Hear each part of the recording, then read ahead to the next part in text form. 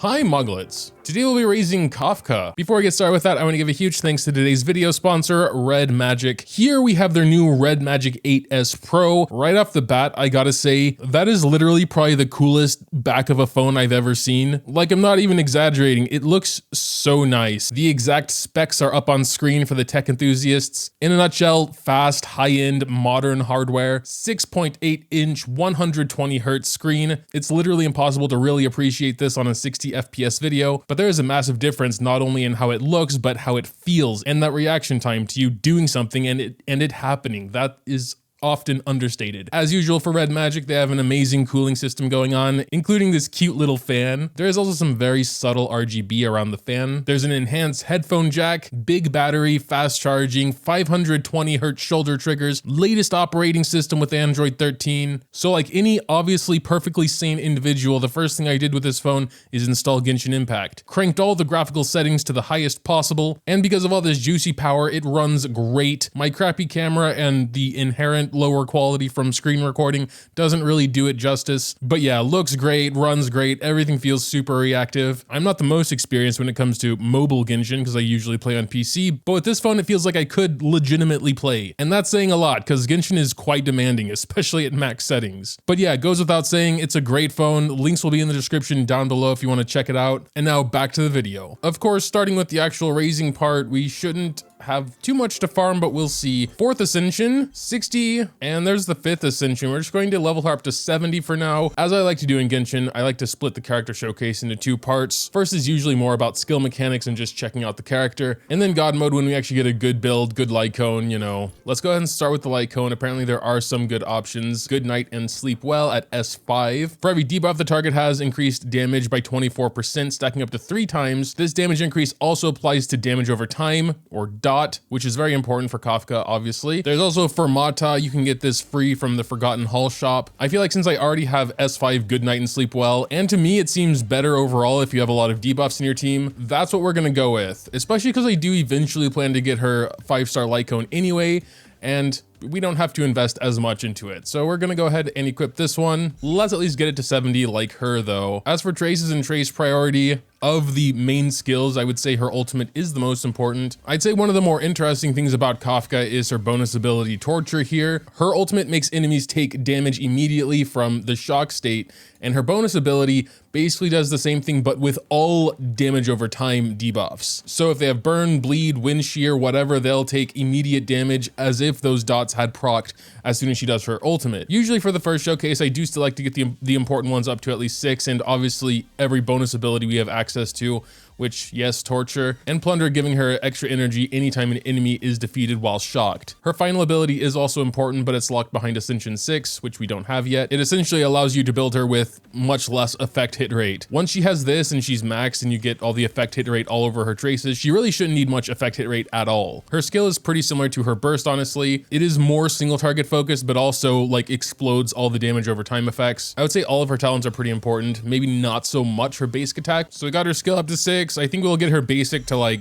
3 or 4. And finally her talent, anytime anyone uses a basic attack, she'll do a follow-up attack to that target and inflict shock equivalent to her ultimate. So it's of course going to be important to have someone who is basicking at least once per turn. We'll go and just get that up to 6 as well. Her out of battle technique thing isn't anything crazy. She'll deal lightning damage and apply shock to everyone for 2 turns. Then we have some cheap stuff here like this attack. We need level 80 for this, so let's grab this attack over here. Can grab this effect hit rate, this HP, sure, it's still cheap. Well, we'll go ahead and get this effect hit rate as well. But yeah, we are still missing effectively 40% hit rate from not having her at max ascension. So until she is max ascension, you definitely will need some effect hit rate at least. As far as build goes, since she will be doing the majority of her damage with DoT, crit stats really aren't going to help us that much, so it's better to essentially go attack and speed. The best set I would say for her is 4P's Band of Sizzling Thunder.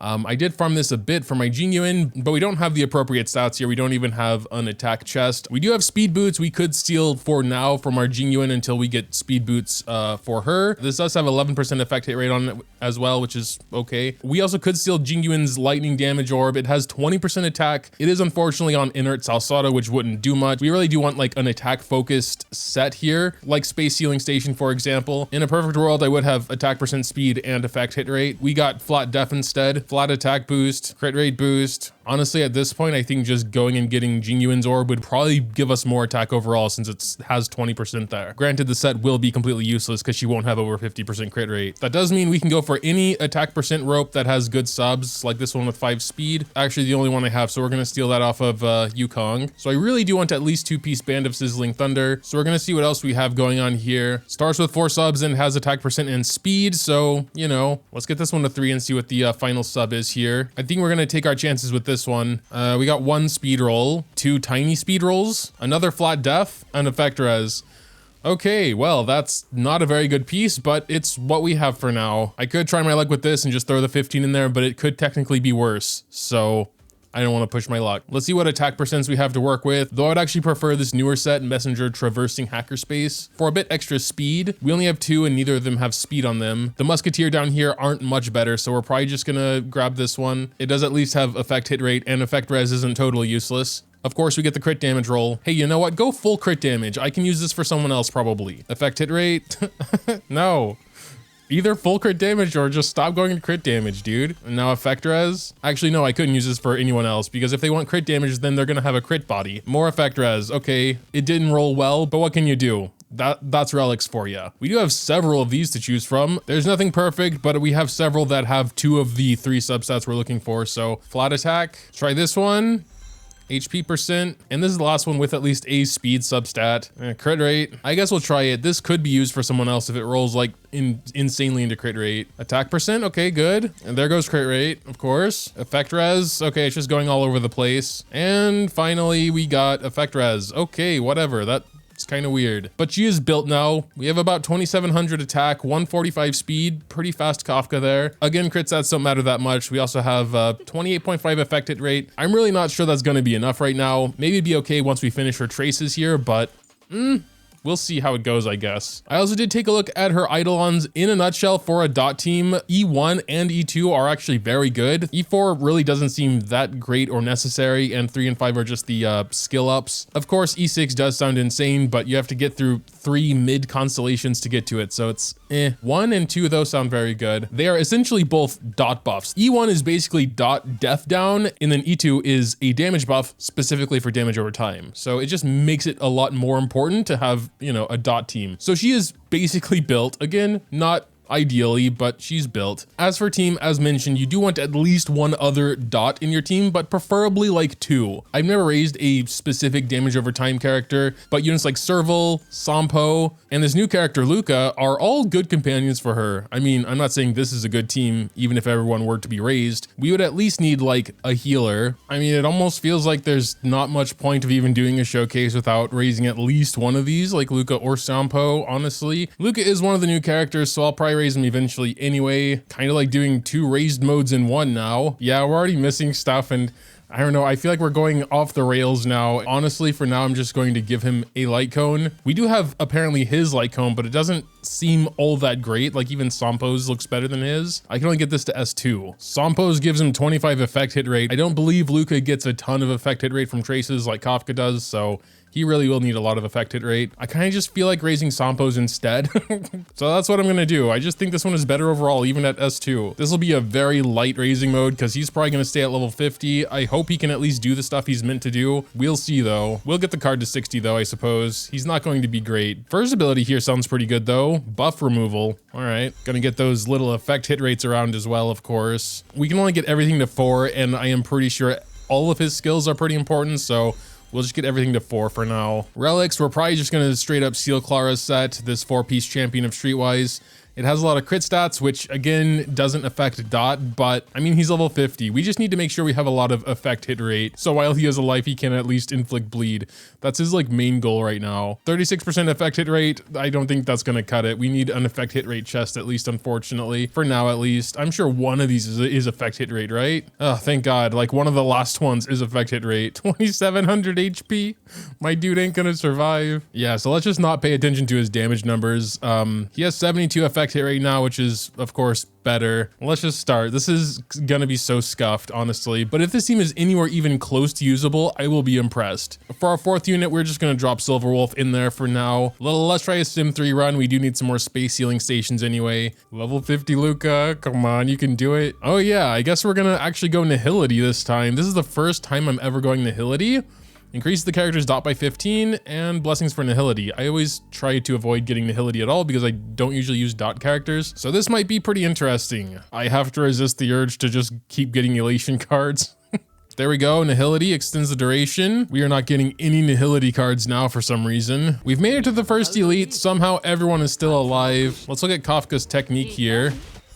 1 shock on him apparently, so doing her burst now would be kind of not great. We're gonna do Silver Wolf's burst on him to lower his death, and we'll do her skill. Yeah, he did have at least 3 debuffs, so I think she got the max like damage bonus from her card or whatever. Try his skill to get a bleed and then do his burst. Well, I mean, our level 50 Luka just did a 15k burst. That's actually kind of impressive, I gotta say. Yeah, okay, well, this dude has a lot of debuffs, but not that much dot. There are a couple bleeds and a shock. Let's just try her burst, see what happens. Ooh, okay, wait a second. 26k with her skill. I mean, she's only level 70, so that's actually something. We have an enhanced basic from Luka. He still has a lot of bleed on him, so I guess we don't need to try and get another bleed. Oh wait, no, hold on a second. I just saw an extra number pop up. Is dot counted separately? If so, Kafka's doing a lot more damage than it originally looks like. 34k single target? Come on, give me a Nihility 3-star. Dude, really? Well, we made it past the first elite. I'm actually pretty happy about that. Okay, here we go. We have a 3-star Nihility. Suspicion stacks up to 99 times. I imagine it would take a long time to get all those stacks, but yeah, let's grab it. Oh my god, okay. I've never gotten this Nihility card, as you can see from that icon, but this one, 80% base chance to apply Burn, Shock, Bleed, and 2 stacks of Wind Shear on all enemies. Let's do this. Shock, Shock, Wind Shear, Bleed. Okay, they have everything. We can just go ahead and do Kafka's Burst now, I guess. Her ultimate here will make everything explode, basically. Let's see what, 50k. It's actually less than I thought it would be, but the Trotter is weakness broken, which is cool. Ooh, okay, there was all those dots. That dude just got kind of shredded there. So I guess it's not really fair just to look at this total damage number up there because yeah, they take damage, you know, every turn really. Hey, we got the Trotter. I'm actually surprised. We should also be trying to pay closer attention to if the enemies are resisting debuffs from our Kafka because yeah, she's not Ascension 6 yet. Second elite coming up here. I mean, stacking Suspicion will take forever. The boss still only has 7 stacks, so you really need a lot of dot to take advantage of that. Well, let's see what happens to these. Yeah, there we go, like 10k. Oh, it does show total damage. 11k from that guy. 36k from the boss. 70k from the dot the boss took. Why is it so hard to get Nihility cards when I actually want them? Oh, good. We got the stacking Nihility card. Man, I actually have to read these. Hold on. Adds 1 stack to all stackable statuses. This one sounds the best, but probably this one is the best with Confusion and Devoid because it sounds the most complicated. So we're just gonna go with this one.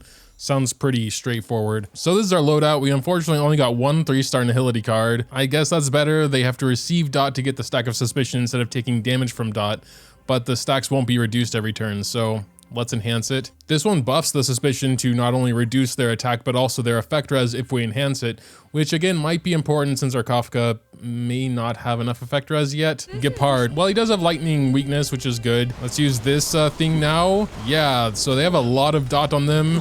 Kafka Burst coming up here in a second should be pretty good. I'm going to use her Blast first. Jesus Christ. Let's see what happens here. Boom, 188. I think over 80 of that 188 was just dot damage because it said 100 at first and then it popped up to 188 like a nanosecond later. So I guess even with all these like stacking buffs and everything, you can kind of see the ratio, you know, so that's interesting. With the amount of buffs on these enemies, I guess it's nearly half the damage just coming from that passive talent thing that makes all debuffs explode. Ooh. All right, let's go ahead and do the little path resonance thing again before doing Kafka Burst. Gepard is currently broken. I mean, he's getting broken so fast in this team. Yeah, that was nearly 200k for a Kafka burst there. I guess I should be like trying to debuff the minions as well.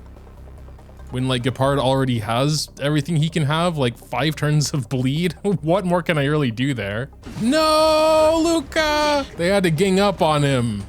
I mean, I knew that was coming. I'm surprised we got all the way to the final phase of Gepard before he died. In Sim Universe, he's really not that important, I guess, because the when we have Path Resonance, it just does everything anyway. Those suspicion stacks are really slow though. He's still only at 73. There's maybe another blessing that helps speed that up that we just didn't get, but it's really slow. So what the hell was that? Was that 740k? Why was that so much more now? What happened? I do expect more damage as the battle goes on, halfway because of the suspicion stacks, but yeah, we have pretty much every debuff that you can have at this point. But why 750? That's the most I've ever seen from anyone. And yeah, it's Sim Universe and all, but she's still level 70 and she doesn't even have her light cone yet. And but yeah, there was that battle. Jesus Christ. Ah yeah, here we go. The man in the cover. This would really help getting those faster. There are a few I've never even gotten, so whatever. But yeah, that was very impressive. Let's do one normal battle to wrap this up. Of course, it's not going to be anywhere near as impressive. We'll need some of these for our Kafka, so let's go fight him real quick. Let's try her burst, I guess. Dude does have shock and bleed on him. There's not really much else we can do with this team, I believe, in terms of like dot damage. Yeah, it's definitely not as impressive in a normal battle. Maybe having Luka and Sampo to have bleed, wind shear, and shock would be something. But yeah, there's quite a long way to go before God mode, but I'll be working on her in the background. In the meantime, tell me what you think in the comments down below. Thanks, as always, for watching, and until next time.